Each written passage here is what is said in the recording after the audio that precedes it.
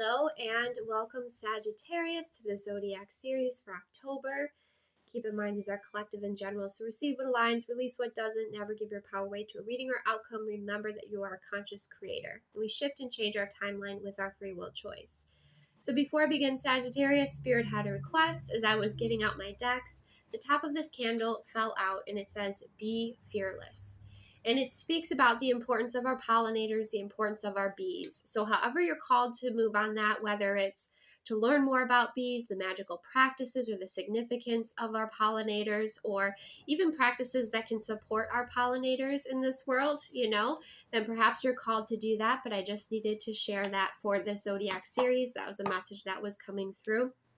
So getting into it, Sagittarius, we have fire cider, dwell in the medicine that exists to protect the spirit. All right, so this could have to do with looking at the elements that you are bringing into your life or putting into your body and the properties of them. Whether that is, focusing on what's healthiest for you, focusing on the significance or the magical properties of what you're working with, what you're creating with, calling in some spiritual protection here. But that's also about fire cider is about boosting your immune system too. So it's definitely about, being present with what your body needs, giving that to your body. Okay. And again, looking at the benefits, the health benefits of what it is, as looking at your food kind of as your medicine. But also with the medicine, it says dwell in the medicine that exists to protect the spirit. It's also looking at your own toolbox of your own personal wisdom, your own personal solutions and support and remedies, if you will, and tapping into those kind of when you feel guided, that medicine sort of already exists within you, within your soul. And that's something that you can tap into, perhaps even your heritage. Okay, so that's something that, can help you with overcoming things. Obviously, there are other things that you can do with jars, but it's about the containers and creating the containers in your life and in your experience for which you want to create from, right? So this could be your space. This could be an actual jar. Like I said, this is what you're putting into your body, paying attention to that. Some of you, there's magical spiritual practices with jars that you might be embracing at this time, but it exists within you already. We also have the autumn equinox. Nothing is whole without the acceptance and acknowledgement of all. So this is about your self-love. This is about appreciating all sides of you. This is about that integration of your shadow, right? This is about seeing the purpose of kind of what is unfolding at now, right now in your experience. There's also that sense of kind of accepting where you're at on your journey and acknowledging the value of it at this time. Okay. When we got into kind of your fortune telling messages, if you will, or theme, we have journey. So you could be about to embark on some sort of journey, or you could be ending a certain journey at this time. Some of you, this is you returning. Some of you, this is you, going on some sort of journey. Whether that's like a physical journey, a spiritual journey, someplace you're called to go. There's movement, momentum happening in your experience, or you've already gone to that place, you're coming back, and now you have the integrated wisdom from that experience. When we travel, it changes us, right? It expands us. So that could be something that is happening with you here. But what I also can't help notice is like there's all that luggage there, which you could also see as baggage. So some of you, you're ready to dump the baggage. I'm seeing the 10 of Wands. There's certain baggage and mindsets and old stuff that you're ready to just release. You're ready to send on its way. That could have to do with belief systems. That could have to do with judgments. That could have to do with you being like a perfectionist or, critical. There's this sense of you just kind of releasing it, right? Releasing it and focusing on what's most important, and there is a new beginning coming in. For your soul truth card, we have Who Can I Serve today? And it says, in a world lacking soul-to-soul connection, small and simple acts are what create the biggest and most lasting impact.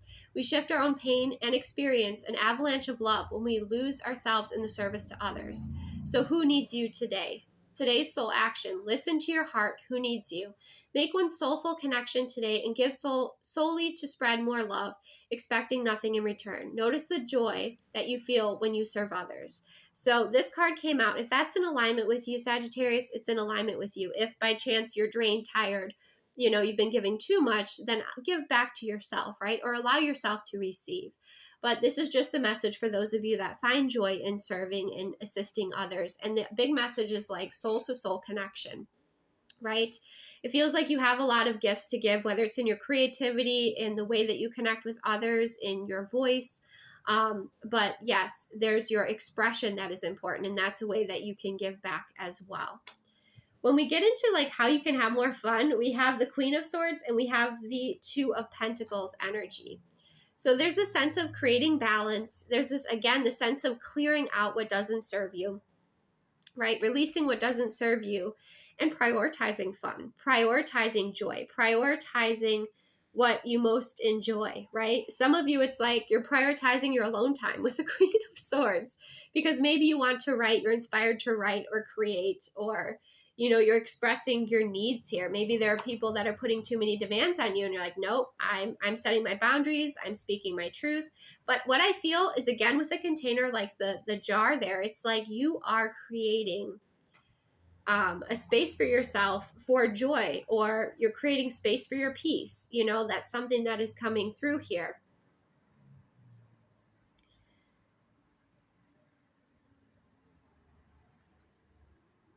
So there's a lot of release and, yes, creating space for joy, creating space for play, and prioritizing that at some point in October for you. When I looked into your timeline, we have the Hermit of kind of where you're at this time, and we have the Eight of Cups. So you've acquired the wisdom, you've gone on the Hermit's journey, you have reached the sense of, or this part of on your journey of self-mastery, a level of it at least, right?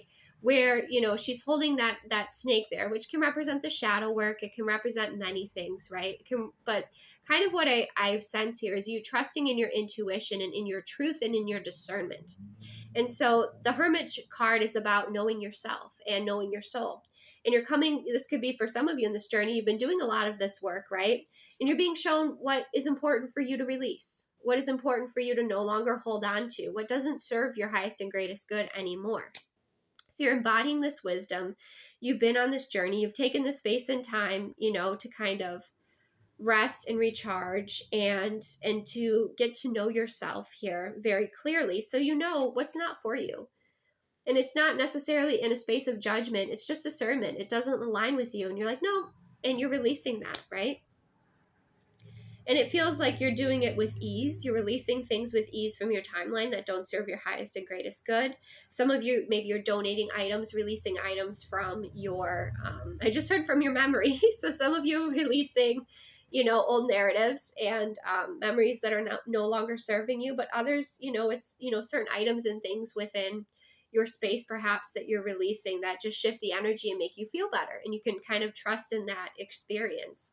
But the Eight of Cups is also about emotions, right? And kind of choosing more so what you want to feel and finding practices to like embody that so that you're not being kind of controlled by your emotions, right? Instead, you're taking the reins in your experience here. You're honoring your emotions, but you're also like, yeah, well, I don't want to feel that way. And so I'm going to shift. I'm going to shift here. My emotions, I'm going to shift my energy. And you may have been mastering ways to do that. Then we have the Page of Cups energy. So there could be a lot of inner child healing that's happening at this time. It could also be that you're taking on a bit more than, I guess you could say a bit more than you can chew, or taking on a bit more because you want to learn. You have this sense of wanting to learn. You have this sense of adventure and excitement. And it's like your inner child's on board too, which is really important here with this Page of Cups. And so whatever it is that you're creating, you're focusing on, you're honing, you're learning about, you're very enthusiastic about it, right? That's what's coming through here with this Page of Cups. Now, when we get into your Halloween Oracle card, we have the skeleton, we have strength, and it's this sense of you being strong in who you are, right? Many of you you've been on these journeys. You have been on these journeys within to explore your soul, maybe even past lives. You're honoring the strengths within you. You know your strengths. And that's really benefiting you on your journey at this time. And because the skull is highlighted here too, for many of you, it's like, the strength of your perspective, the strength of your thoughts, your superpowers, right? And not only do you know your superpowers, this isn't even like, oh, well, I create magic. It's like, no, you are magic. And you know that now. So now you have that foundation and that confidence, like, to your core here, right? You can feel it in your bones. So like there's that sort of confidence that is coming through. You might feel like, I'm hearing also like backbone, like you have far more of a backbone in your life than you have before, especially if you are somebody overserves or people pleases, right? But you are releasing things from the past. You're releasing what doesn't serve you. You're embracing fresh new experiences with fresh eyes, and you're ready for it, right? That's what's coming through here. In the charms we have, it looks like this is either the high priestess, or this could be like the moon card. So again, you have that hermit energy with the snake, which is also about transformation and healing. And the wisdom, there's also the wisdom from looking at those that have,